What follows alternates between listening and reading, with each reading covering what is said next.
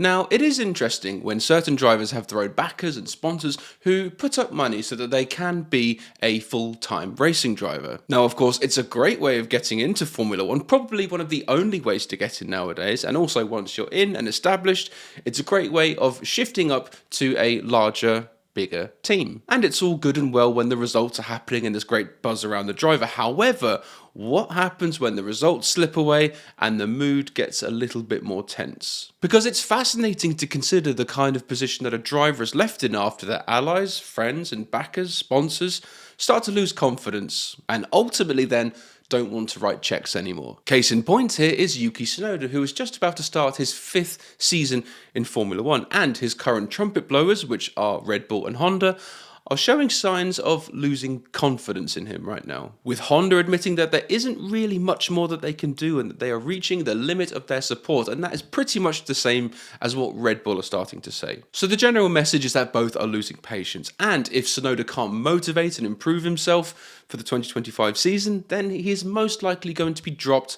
from the Red Bull and Honda driver portfolio. Because of course this is incredibly damning for a driver of Tsunoda's category and ability, because he is arguably still not doing enough to prove that he can stand on his own 2 feet. He's still relying on the likes of Honda and Red Bull to help carve himself out future drives. Because now in contrast, nobody was really too fussed when Carlos Sainz was cast aside by Ferrari.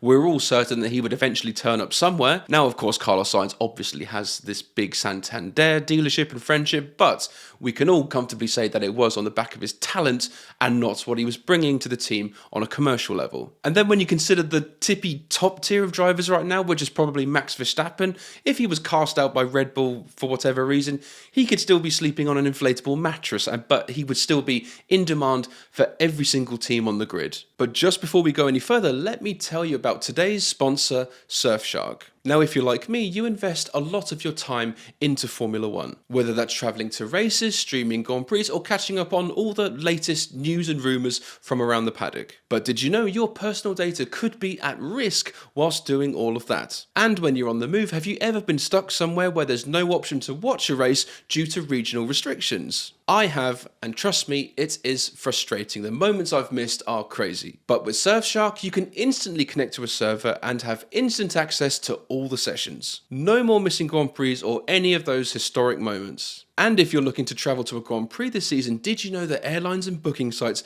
vary their prices depending on your location? But don't worry, because with Surfshark you can vary your location and secure the best deals. More money saved, more cash for that sweet F1 merch. But it's not all about streamings and savings. It comes with an antivirus and personal data monitoring. So if anyone tries to steal your data, you'll get an instant alert. And so in a world where hackers and scams are everywhere, peace of mind and security are priceless. So go ahead and try Surfshark risk-free for 30 days. And use the code surfshark.com/gridgab for 4 extra months once you've signed up. And if it's not for you, well, you get your money back. So head over to surfshark.com/gridgab or click the link in the description and kick off the new F1 season protected and with a great deal. So then coming back to the situation that Tsunoda finds himself in, it must be a very gutting situation, because surely he has to realise that without the support of Red Bull and Honda, his chances of being in the sport is a lot slimmer than it normally would be. And I think as fans, most of us can agree, without the support of those guys, he won't be in the sport at all come 2026. Of course,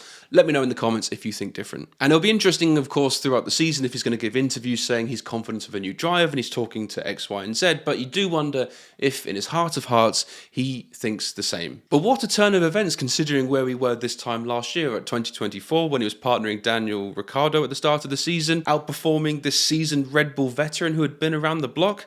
Yuki Tsunoda was kind of looking like pretty hot stuff in comparison. Or at least Daniel Ricciardo's performances made Yuki Tsunoda look like hot stuff. But anyway, that's for us to debate. But then it appears that when Lawson showed up, that is when Tsunoda's share price began to drop. And it could be argued that in the little showdown that happened between Lawson and Tsunoda during the season break as to who was going to get the Red Bull seats when Lawson was eventually chosen, years from now we might say that that was the nail in the coffin for Yuki Tsunoda's career. Because if he's not getting promoted to Red Bull when there's a clear opportunity and he's clearly the most experienced out of the two candidates, then that has got to be a sign that his Red Bull days are numbered. And so in turn, it could also be disastrous for his prospects at other teams. After all, Honda are showing doubts and they're going to be jumping ship to Aston Martin next year.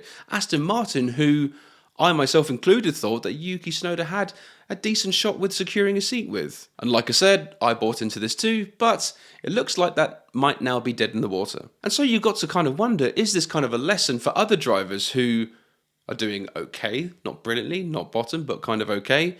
They've got a fair amount of sponsors. They've got some big names in their back pocket. If their sponsors decide to leave for whatever reason, where exactly does that leave them? Because ultimately, if you don't perform, the backing and your big sponsors may not stick around forever. Unless, of course, your name is Sergio Perez, where your sponsors and backers tend to stick around no matter what. But let's take someone like George Russell, for example. Began his career as a Mercedes junior driver in 2017, which then helped him get a Williams seat where his performances there earned him get his current Mercedes drive. Now also Toto Wolff putting all his chips behind him was a massive help as well, but I think we can all agree that he is a Mercedes guy. But with his contract expiring at the end of the year, it may put him in a tricky situation, especially if Max or Charles Leclerc want to have a conversation with Toto. And it makes it even more tricky if George, for whatever reason, doesn't get it right this year and doesn't show what he can really do. And doubly tricky as well if Kimi Antonelli flies out of the gate for Mercedes, which is ultimately going to draw Toto's attention further away from George's direction. So perhaps not in quite a rough scenario as Yuki Tsunoda, if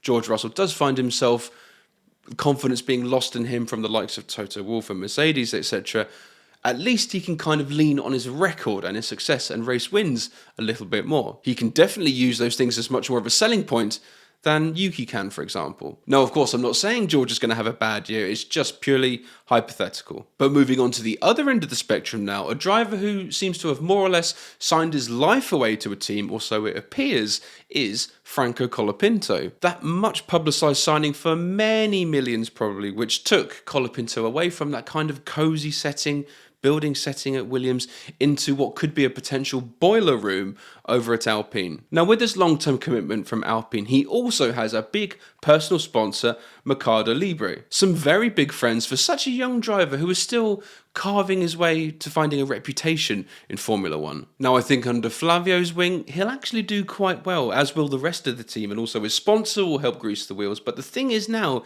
he's already at the mercy of these two big factors in his F1 career. Much like Yuki Tsunoda is now at the mercy of Red Bull and Honda, and having these two big backers at one point in his career must have been a fantastic bonus, but now it's kind of a shortcoming for him when he's deciding his F1 future. But just going back to Colapinto, it's great that he's had this investment and backing and everything towards his name, but it's not like he's joining a current race-winning top-performing team either. Alpine still have a very, very long way to go. And so with Alpine, if or when, more accurately, he is promoted, he is going to have to work harder and grind harder, probably than he ever thought he would. As you might have seen from Flavio Briatore in Drive to Survive, a teeny little insight perhaps into what he's kind of thinking, but ultimately we are going to see what Colapinto is really made of if he gets promoted. And if it all works out and Colapinto turns out to be the driver that people think he is, he could lead Alpine back to success. Wins, pole positions, success, everything. But if he fails, Alpine and Briatore could pull the plug, and even worse, his sponsor could leave him. And let me tell you, the Flavio Briatore driver scrap heap is vast, full of drivers that were all full of promise at one stage, but were then cast aside when they fell slightly below expectations, and not always for their own fault either. And furthermore, we've seen plenty of times where established drivers are left to fend for themselves after losing the support of their team, and most tend to quickly fall off the F1 radar for good. Totally, in fact. However, though, unless they tend to make a reappearance. In fact, Nico Hülkenberg's F1 career was brought back from the dead for that very reason. Despite having no major backers or sponsors or anything, it appears he had the talent and know-how to still be useful to a team. And also being conveniently and immediately available helps as well. So in Yuki's case, if he can't get that fire burning again with Red Bull and Honda by the end of the season, that could be the end of the road for him. Which of course is a shame, but these things happen. The F1 world has got to keep turning. And so on that note, it is quite interesting when you consider how influential backers and sponsors are to drivers of that certain level, that midfield to bottom level. But for guys like Liam Lawson or Yuki Tsunoda, to name a few, as soon as your name starts to affect business, as soon as you start to take more money out for your F1 adventure than you put in, then you're gone. You don't stand a chance. So over the course of the season, it is going to be fascinating to see how Tsunoda's relationship with Red Bull, and also Honda as well, develops as we go. He is going to have to put in the drives of his life just to try and maintain a fraction of hope with that team, or even remaining on the F1 grid at all. But do let me know in the comments below, without Red Bull and Honda, does he stand a chance at all of being on the grid next season? Is any team going to want to sign him? Let me know below. And also, like the video if you enjoyed, subscribe and all that good stuff. Thanks so much for watching. I'm Paul, and I'll see you later. Cheers.